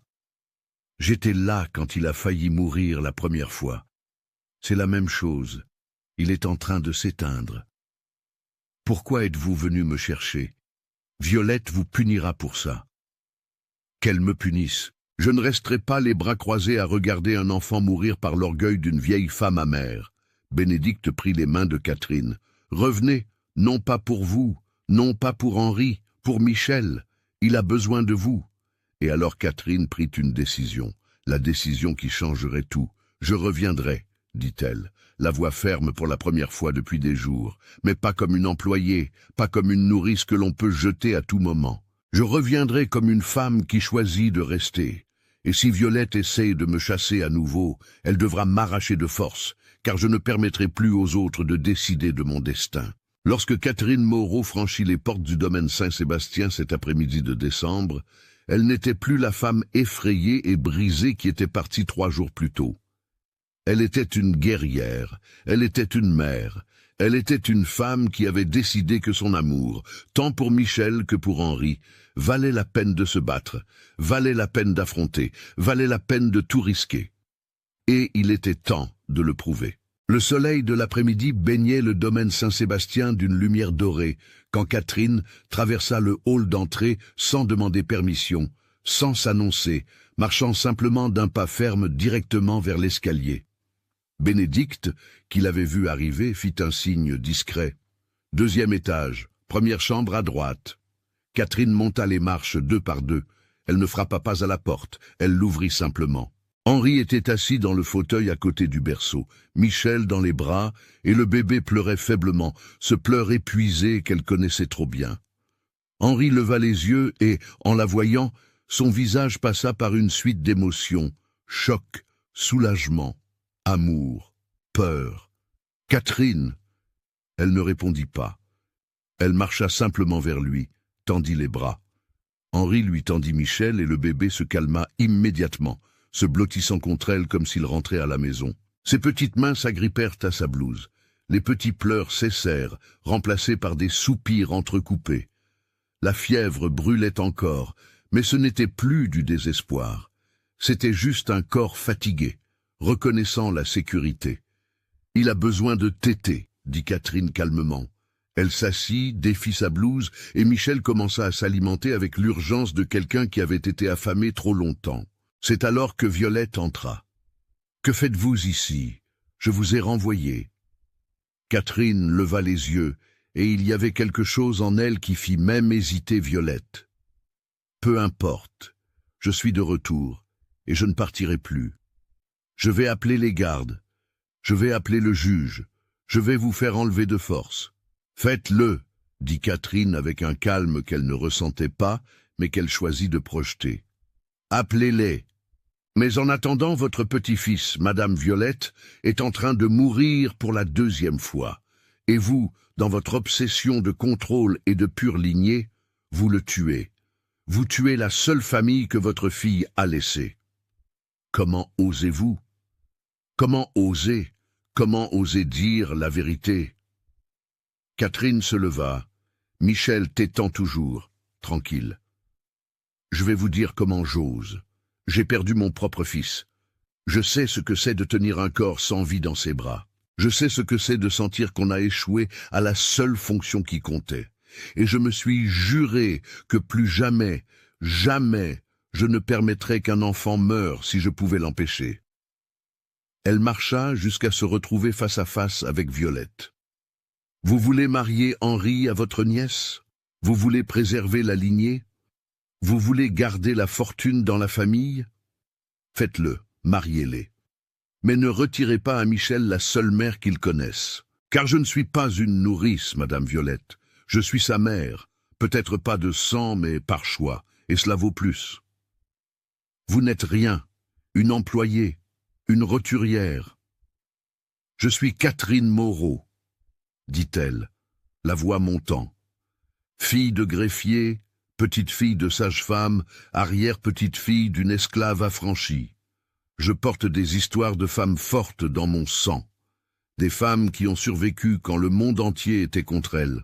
Et je ne m'inclinerai pas parce qu'une dame titrée pense que je suis inférieure. » Les larmes commencèrent à couler sur son visage, mais elle ne les essuya pas. Elle les laissa couler, pures et honnêtes. « J'ai perdu mon fils parce que Dieu avait d'autres plans, mais j'ai gagné Michel. Et si l'aimer est un crime, si prendre soin de lui est un scandale, alors condamnez-moi, punissez-moi, mais vous ne me l'enlèverez plus. Il faudrait d'abord me tuer. » Le silence qui s'ensuivit fut absolu. Violette regarda Catherine comme si elle la voyait pour la première fois, et peut-être était-ce le cas. Peut-être, pour la première fois, voyait-elle non pas une employée, non pas une menace, mais simplement une mère, simplement une femme prête à mourir pour l'enfant dans ses bras. Ce fut Henri qui brisa le silence. « Je vais épouser Catherine, » dit-il en se levant. « Pas Hélène, pas quelqu'un que vous choisirez. Je vais épouser Catherine parce que je l'aime, parce que sans elle, cette maison n'est qu'un bâtiment. Sans elle, Michel est en train de mourir. Sans elle, je suis en train de mourir. » « Vous allez tout perdre, » dit Violette, mais sa voix n'avait plus la force d'avant. « La société vous rejettera. Les autres familles aristocratiques vous tourneront le dos. Vous serez un paria. »« Alors je serai un paria avec dignité, » répondit Henri, « avec vérité. Et cela vaut infiniment plus que l'approbation de gens qui valorisent le titre plus que l'humanité. » Il marcha vers Catherine, plaça sa main libre, celle qui ne tenait pas Michel, dans la sienne. « Épousez-moi, non pas parce que vous en avez besoin, non pas parce que c'est une solution commode, mais parce que vous le choisissez, parce que vous le voulez, parce que vous ressentez la même chose que moi. » Catherine le regarda, cet homme qui avait traversé la tempête pour la chercher des mois auparavant, qui avait respecté sa douleur, qui l'avait traitée avec dignité quand le monde entier l'appelait maudite, qui aimait son fils avec une intensité qui l'émouvait, et qui maintenant l'aimait aussi, non pas malgré ses origines, mais en les incluant. « J'épouse, » dit-elle. J'épouse parce que je le choisis, parce que je vous aime, parce que Michel mérite des parents qui s'aiment, et parce que j'ai appris que le bonheur ne demande pas la permission à la société. Violette fit une dernière tentative. convoqua le juge municipal, présenta des documents, argua des lois et des précédents, mais Henri avait un atout qu'elle n'attendait pas. « J'ai trouvé vos dettes de jeu à Bordeaux », dit-il calmement, étalant des documents sur la table de la bibliothèque, considérables, et j'ai découvert qu'une partie de l'argent que vous pensiez investir dans le domaine a en fait été détournée pour les couvrir. C'est un détournement de fonds, un crime. Violette pâlit. Vous n'oseriez pas l'exposer publiquement. Non, je suis prêt à perdre ma réputation par amour, mère. Ne doutez pas de ce que je suis prêt à faire. Il se pencha sur la table. Mais je vous offre un accord. Vous retournez au Portugal. Vous renoncez à toute revendication sur l'héritage de Julie, qui devrait légalement revenir à Michel de toute façon. Et en échange, je paie vos dettes discrètement, sans exposition. Et si vous refusez, alors le scandale sera bien pire qu'un mariage entre aristocrates et roturières. Ce sera l'histoire de la matriarche de la famille qui perd sa fortune aux tables de jeu et vole sa propre famille. Choisissez sagement. Violette regarda autour de la bibliothèque, vers la maison qui avait été celle de sa fille, vers son petit-fils qui n'avait jamais accepté son autorité, vers son gendre qu'elle avait découvert bien plus fort qu'elle ne l'avait imaginé, et reconnut sa défaite. « Vous le regretterez, dit-elle, mais ce n'était plus une menace, c'était juste les mots vides d'une femme qui avait perdu la guerre. » 2 jours plus tard, Violette de Montaigne embarquait de nouveau pour le Portugal, n'emportant avec elle que ses bagages personnels et la promesse de dettes payées. Hélène Duval, informée de la situation, déclina gentiment l'invitation au mariage et finit par épouser un commerçant prospère au port. Le juge municipal, sans le soutien des Montaigne et exposé pour ses dettes envers la famille, cessa silencieusement d'interférer. Les commérages continuèrent, ils continuent toujours, mais ils perdirent de leur force lorsque la société réalisa qu'Henri ne s'en souciait pas, qu'il avait choisi l'amour plutôt que l'approbation et qu'il était heureux de son choix. Et Châteauroux apprit progressivement une leçon précieuse, que la dignité ne vient pas du berceau, mais du caractère, et que l'amour véritable défie toutes les attentes. Février 1886 se leva avec un ciel clair et un soleil doré, baignant le Berry. Il n'y eut pas de grand mariage dans l'église principale. Il n'y eut pas des centaines d'invités en tenue formelle. Il n'y eut pas de faste aristocratique. Henri et Catherine choisirent différemment. Sous le lilas fleuri qui s'épanouissait abondamment à l'arrière du domaine Saint-Sébastien, entouré seulement des personnes qui comptaient vraiment. Bénédicte, les employés du domaine, les parents de Catherine, quelques vrais amis, ils se marièrent. Le vieux curé, ami de la famille, qui avait toujours valorisé l'amour plus que les protocoles, célébra une cérémonie simple mais émouvante. Michel, maintenant âgé de 10 mois et en pleine santé, était dans les bras de Madame Amélie, balbutiant des sons joyeux. Quand vint l'heure des vœux, Henri tint les mains de Catherine avec une fermeté qui parlait d'une certitude absolue. « Catherine » commença-t-il, la voix émue. « Quand j'ai frappé à votre porte cette nuit pluvieuse, je portais mon fils mourant, mais je portais aussi ma propre mort spirituelle. J'étais brisé, vide, sans espoir. Vous n'avez pas seulement sauvé Michel, vous m'avez sauvé. Vous m'avez appris que la famille n'est pas une question de sang ou de titre, mais de choix et de dévouement. Aujourd'hui, je promets de prendre soin de vous. Non pas parce que c'est correct aux yeux de la société, mais parce que c'est vrai dans mon cœur. Je promets de respecter vos origines autant que mon héritage, car les deux nous ont formés. Je promets d'être un partenaire, pas un maître, un ami, pas un contrôleur, et je promets de vous aimer, non pas malgré qui vous êtes, mais exactement pour cela. Je ne vous choisis pas par obligation, mais par une gratitude infinie pour être entré dans ma vie. Catherine, les larmes coulant librement, serra ses mains. « Henri, dit-elle d'une voix claire et ferme, je ne suis pas né dans un berceau d'or, je n'ai pas de titre, je n'ai pas de fortune, je n'ai pas de noble lignée. Je suis fille de la terre, du travail honnête, de la lutte quotidienne. Mais me voici avec le cœur plein et les mains prêtes à construire. Aujourd'hui, je promets de prendre soin de vous et de Michel, non pas d'un lieu idéalisé de perfection, mais de la réalité de qui je suis. Je promets d'apporter à cette maison non seulement l'amour maternel, mais la force des femmes qui m'ont précédé, des femmes qui ont survécu, résisté, fleuri là où d'autres ne voyaient que terre stérile. Je promets l'honnêteté, même quand elle fait mal, le travail même quand il fatigue, et l'amour, surtout quand il est difficile. Et je promets d'être la mère de Michel, non pas parce que je remplace celle qui l'a porté, mais parce que je choisis de l'aimer comme si je l'avais porté. Le curé sourit, les yeux humides. Je vous déclare mari et femme. Que Dieu bénisse cette union construite, non sur des conventions, mais sur le courage. Quand Henri embrassa Catherine là, sous les branches fleuries du lilas, avec des pétales violets tombant comme une bénédiction naturelle, tous les présents applaudirent. Michel cria avec enthousiasme, tendant ses petites mains vers sa mère. Madame Amélie pleurait ouvertement. Bénédicte essuyait discrètement ses yeux. Et Catherine Moreau, maintenant Catherine de Montaigne, savait que le titre n'était qu'un détail.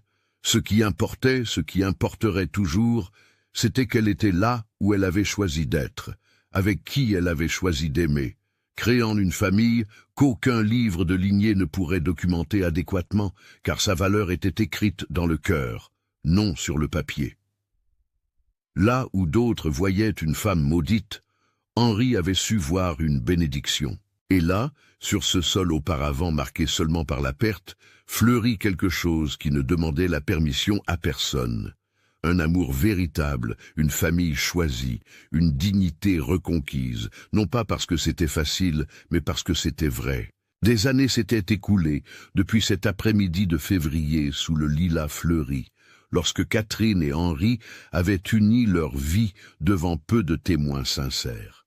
Depuis, le domaine Saint-Sébastien avait connu une transformation qui allait bien au-delà des plantations de café productives et des demeures bien entretenues. Il avait connu une vie pleine, des rires d'enfants résonnant dans les couloirs, un amour mûri en racines profondes et un but qui transcendait les profits et les lignées. Le temps avait laissé ses marques, mais la marque la plus profonde était la joie qui avait enfin trouvé une demeure permanente dans cette maison, qui n'avait auparavant gardé que deuil et silence. Michel, maintenant âgé de 9 ans, chevauchait dans les champs avec la confiance qu'il avait héritée de son père et la curiosité insatiable de sa mère. Grand pour son âge, il avait les yeux sombres et intenses d'Henri, mais le sourire large et généreux de Catherine. Intelligent, observateur, il passait ses matins à aider son père à l'administration du domaine, ses petits doigts, mais habiles, enregistrant des chiffres dans les livres de comptabilité. L'après-midi, il retrouvait sa mère à la maison de naissance qu'elle avait établie à l'arrière de la propriété, fascinée par les plantes médicinales et les naissances qui y avaient lieu. « Je serai médecin », avait-il déclaré avec la conviction d'un enfant qui connaît son chemin, « et je prendrai soin des mères et des bébés comme vous avez pris soin de moi. » Julie, âgée de 6 ans, avait reçu le prénom de la mère qui l'avait mise au monde avec Henri, mais elle était purement l'esprit de Catherine. Douce mais déterminée, calme mais observatrice, elle avait des cheveux châtains bouclés qui dansaient au vent lorsqu'elle courait dans les jardins cueillir des fleurs pour sa mère. Elle chantonnait des mélodies inventées tout en travaillant, aidant Bénédicte dans la cuisine, créant des histoires élaborées pour les poupées de chiffon que Madame Amélie cousait. Elle était une médiatrice naturelle entre ses frères et sœurs, trouvant toujours des solutions créatives aux conflits enfantins. Pierre, 4 ans, était une tempête contenue dans un petit corps, les cheveux lisses comme ceux d'Henri, mais un esprit aventureux tout à lui. Il grimpait aux arbres les plus hauts qu'il ne devait, explorait les recoins interdits du domaine, rentrait à la maison couvert de boue et fier de ses découvertes, des pierres intéressantes, des nids d'oiseaux, des fruits sauvages. Henri voyait en lui sa propre enfance, cet élan de découvrir le monde sans peur, et le guidait sans le réprimer. Et Hélène, 2 ans, la Benjamine aux yeux clairs, unique dans toute la famille, qui avait surpris tout le monde à sa naissance. Calme et contemplative, elle passait des heures à observer, traitant le monde autour d'elle avec une gravité comique pour son si jeune âge. Elle suivait Michel avec une adoration absolue, l'appelant « Michelou » d'une voix qui faisait fondre tous les cœurs. Henri, maintenant âgé de 41 ans, avait des premiers cheveux gris aux tempes, de douces rides autour des yeux, des rides de quelqu'un qui avait beaucoup souri ces dernières années.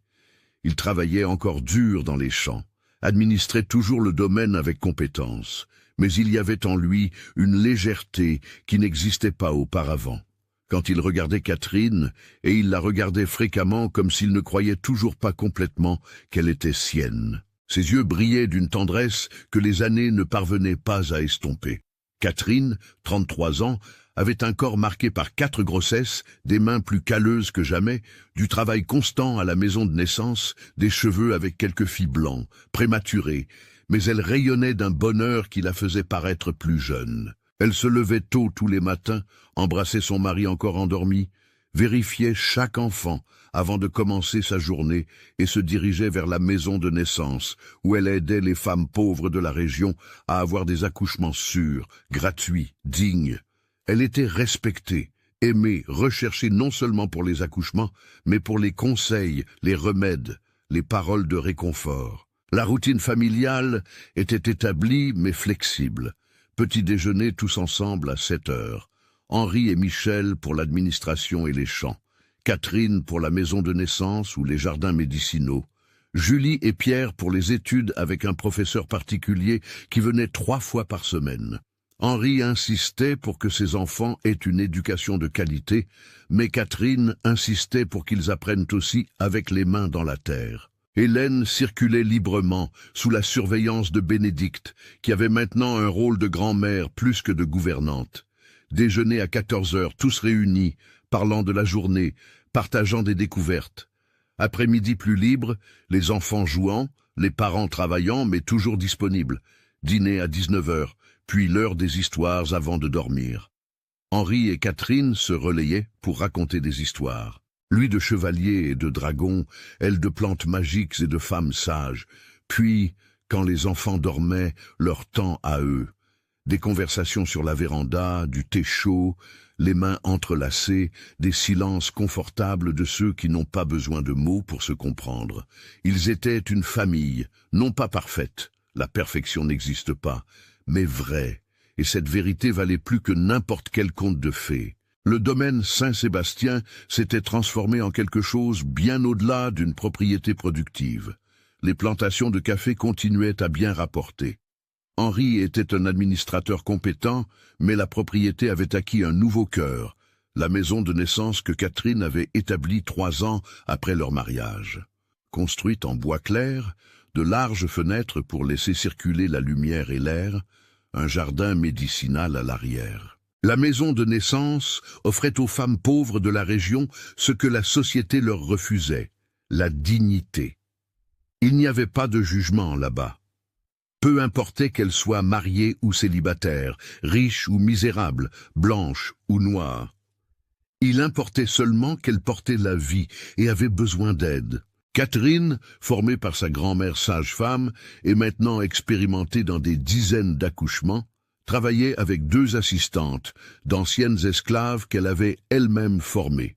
Elle enseignait sur les herbes pour la douleur, les positions pour faciliter la naissance, les soins post-partum et plus important encore, elle enseignait que la maternité n'avait pas de visage juste, de couleur juste, de classe juste, que toute mère méritait le respect. La communauté qui, des années auparavant, l'avait traitée de maudite, la cherchait maintenant en cas de besoin. Madame Catherine était un nom prononcé avec respect, gratitude, voire révérence. Des mères qu'elle avait aidées revenaient avec leurs enfants en bonne santé pour montrer leur gratitude. Des familles entières apparaissaient au domaine, non pas pour demander des faveurs, mais pour offrir un travail honnête en échange des salaires justes qu'Henri payait. La société de Châteauroux elle-même, bien qu'encore conservatrice, avait appris une leçon importante, que le mariage d'Henri et Catherine n'était pas un scandale scandaleux, mais un exemple de courage. D'autres femmes inspirées commencèrent à remettre en question les mariages arrangés. D'autres hommes, voyant le bonheur sincère d'Henri, commencèrent à valoriser l'amour plutôt que la convenance. Ce ne fut pas un changement rapide, ce ne fut pas une révolution, mais ce fut une évolution. Et parfois, l'évolution est tout ce que l'on peut espérer. Vincent Dubois, l'ancien fiancé de Catherine, ne prospéra jamais après son mariage avec Martine. Il découvrit trop tard qu'il s'était marié pour la dot, pas par amour. Et la dot ne réchauffait pas le lit froid. Martine, trop jeune pour se marier, avait grandi pleine de ressentiments et distante. Ils eurent 3 enfants. Mais leur maison fut toujours un territoire de guerre froide, pas d'amour. Vincent vieillissait mal, buvant trop, gérant mal la propriété héritée, évité dans les cercles sociaux à cause de l'amertume qu'il portait. Quand il voyait Catherine au village, occasionnellement, il détournait rapidement le regard, non par mépris, mais par honte. Il savait qu'il avait laissé partir une femme extraordinaire par lâcheté, et aucune somme d'argent ne compensait cette perte. La baronne Eugénie, qui avait tant jugé Catherine lors de ce dîner désastreux, perdit progressivement son influence sociale. Il fut découvert que plusieurs de ses critiques envers les gens étaient basées sur une jalousie mal dissimulée. Lorsque sa propre fille choisit de se marier contre sa volonté, la baronne se retrouva isolée, amère, recevant exactement le genre de jugement qu'elle avait toujours distribué aux autres. Elle mourut solitaire à 60 ans. Ses funérailles peu fréquentées, oubliées par la même société qu'elle avait tant essayé d'impressionner. Violette de Montaigne était restée au Portugal. Elle envoyait occasionnellement de brèves lettres demandant des nouvelles de Michel, mais n'exprimait jamais de regret, ne demandait jamais pardon. Henri répondait avec une froide politesse, envoyant des portraits des petits-enfants qu'elle avait choisi de ne pas connaître. Violette mourut à Bordeaux à 70 ans, entourée de possessions, mais pas de personne. Ses funérailles furent un événement social, mais vide d'émotions véritables. L'ironie ne passa pas inaperçue à ceux qui connaissaient l'histoire. La femme qui avait tant valorisé la lignée et la tradition mourut sans véritable famille à ses côtés. Catherine ne parlait pas d'eux, non par rancune, mais par un véritable dépassement. Elle avait appris que certaines personnes portent l'amertume jusqu'à la mort, et qu'il ne lui appartenait pas de les sauver. Sa mission était de bien vivre, d'aimer profondément, d'élever ses enfants avec des valeurs opposées à celles qu'on avait tenté de lui imposer. Et en cela, elle triomphait quotidiennement. Un après-midi de décembre 1894, le soleil couchant teintant le ciel d'orange et de rose, Catherine et Henri marchèrent jusqu'à la colline, derrière la grande maison, leur endroit préféré, d'où ils pouvaient voir toute la propriété s'étendre en contrebas et l'horizon des montagnes au-delà. Les enfants jouaient sur la véranda, sous la surveillance de Bénédicte. Des rires d'enfants résonnaient doucement au loin. Henri tint la main de Catherine, entrelaçant leurs doigts comme il le faisait toujours, un geste aussi naturel que respiré après 9 ans ensemble. Parfois, je m'arrête et je pense, dit-il, regardant le domaine en contrebas, que tout a commencé par une nuit de désespoir, que j'ai frappé à votre porte portant Michel mourant, sans espoir, sans plan, juste l'instinct d'un père désespéré. Et j'ai ouvert, compléta Catherine, souriant. J'ai ouvert parce que j'ai reconnu le désespoir, parce que je savais ce que c'était de porter la mort dans ses bras et de ne pas pouvoir l'empêcher. Avez-vous imaginé que ce serait ainsi ? Demanda Henri, se tournant pour la regarder. Cette nuit-là, quand vous avez accepté de venir ici, avez-vous imaginé que nous aurions cela ? Une famille, l'amour, la vie. Catherine réfléchit avant de répondre. Je n'ai pas imaginé. Comment aurais-je pu ? J'étais une femme maudite, jetée dans la maison d'un aristocrate pour sauver un bébé qui n'était pas le mien. J'espérais survivre, peut-être guérir partiellement. Mais cela... Elle désigna le domaine, la maison pleine de vie, les enfants jouant. C'était un rêve trop grand pour oser rêver. Et pourtant, c'est là, dit Henri, portant sa main à ses lèvres, embrassant le dos de ses doigts, comme il l'avait fait d'innombrables fois. Ma femme, la mère de mes enfants, la femme qui a transformé une maison hantée par la mort en un foyer radiant de vie. Nous avons transformé, corrigea Catherine. Vous auriez pu me traiter comme une employée. Vous auriez pu céder aux pressions sociales, vous auriez pu choisir le chemin facile, mais vous avez choisi le difficile parce que c'était vrai. Cela vaut plus que de l'or. Henri la tira dans une étreinte, et elle se blottit contre sa poitrine, écoutant les battements de son cœur ferme et constant. Son odeur de café, de terre, de savon, quelque chose d'indéfinissable qui n'était que lui, c'était sa maison pour elle. « Savez-vous ce qui m'impressionne le plus ?» dit Catherine contre sa poitrine. « Ce n'est pas que nous ayons survécu au jugement, c'est que nous ayons fleuri malgré eux, que nous ayons construit quelque chose de si solide, de si vrai, que la société a fini par devoir en reconnaître la valeur. Non pas parce que nous avons changé qui nous sommes, mais parce que nous avons refusé d'avoir honte de qui nous sommes. » « Vous m'avez appris cela, » dit Henri. « La dignité qui vient de l'intérieur, non d'un titre, la force qui vient du caractère, non du berceau, l'amour qui choisit, non qui obéit. » Ils restèrent là, enlacés, tandis que le soleil finissait de se coucher. Les lumières commençaient à s'allumer dans la grande maison. Bénédicte appelait les enfants à l'intérieur. Michel apparut sur la véranda, regarda vers la colline, fit un signe en voyant ses parents. Julie le rejoignit, puis Pierre et Hélène. « Allons-y » demanda Henri. « Allons-y » acquiesça Catherine. Ils descendirent la colline main dans la main, marchant vers la maison illuminée, vers leur famille.